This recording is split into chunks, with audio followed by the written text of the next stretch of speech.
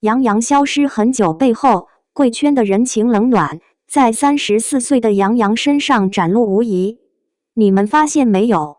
今年杨洋34岁生日那天，社交媒体上的祝福栏简直冷清的让人打寒战。记得有个话题叫人总会在不同年纪反复爱上杨洋。7年前他过生日的时候，那场面可是半个娱乐圈都出动了吧？杨幂、赵丽颖这些顶流都抢着录视频祝福，线上观看人数直接冲破2000万。结果今年呢？除了粉丝还在拼命刷话题，明星好友们几乎集体消失。我就纳闷了，难道娱乐圈的记忆力只有7秒？话说杨洋当年可是靠着微微一笑很倾城里的肖奈大神封神的。那个穿白衬衫在图书馆看书的镜头，直接成了校园男神的代名词。后来你是我的荣耀里的航天工程师于途，又让他稳坐顶流宝座。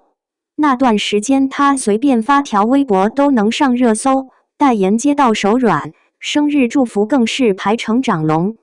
结果我的人间烟火播出后，情况就全变了。宋焰这个角色简直成了杨洋职业生涯的滑铁卢。观众吐槽他表情油腻，演技生硬，相关话题在热搜上挂了好几天。连他以前的口误和一些自恋行为都被翻出来群嘲。说实话，我当时都觉得他可能要一蹶不振了。你们猜怎么着？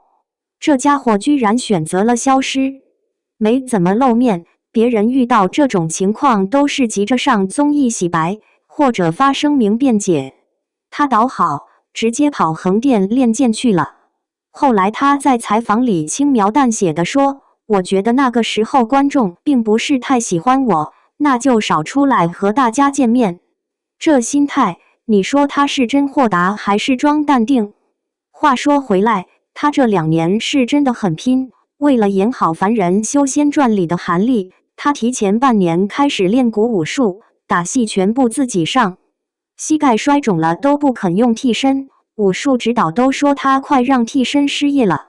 狠的是减重20斤，每天用热水涮3遍盒饭里的油，半夜饿得蹲在角落啃黄瓜。杀青那天腰带多打了3个孔，手指骨节凸出来了。结果《凡人修仙传》一播出，舆论就反转了。那个灰头土脸的二愣子韩立，指甲藏泥，皮肤黝黑的造型，让观众直呼没认出是杨洋。特别是那个被称作破碎感神仙落泪的镜头，站在山巅回望来路，一滴眼泪要落不落的样子，直接把仙侠剧的审美档次拉高了一大截。弹幕里全是韩立眼里有故事了，打戏居然没替身这类评价。演技回暖的同时，娱乐圈的人情冷暖却越发明显了。当年他红的时候，品牌商争着合作，现在除了可口可乐等少数代言，其他商业活动都少了很多。成龙以前夸他是最肯摔的年轻人，当时大家都觉得是客套话，现在看还真是没说错。可娱乐圈就是这么现实，你红的时候人人都来攀高枝，热度一降，连生日祝福都省了。杨洋自己倒是看得很开，他在采访里说，我经历过众星捧月的时刻，也感受过无人问津的滋味，这些都是成长的一部分。现在他更愿意和粉丝互动，拍戏之余分享健身照片和读书心得。有次粉丝调侃他像被迫上班的打工人，他还笑着回应说偶尔也会不想上班，但想到能和大家分享好东西就很开心。不过我还是好奇，如果下次再遇到演技争议，他还会选择消失2年吗？毕竟娱乐圈更新换代这么快，2年时间足以让多少新人冒头啊！看他现在这状态，好像更在意的是能不能拿出好作品，而不是维持虚高的人气。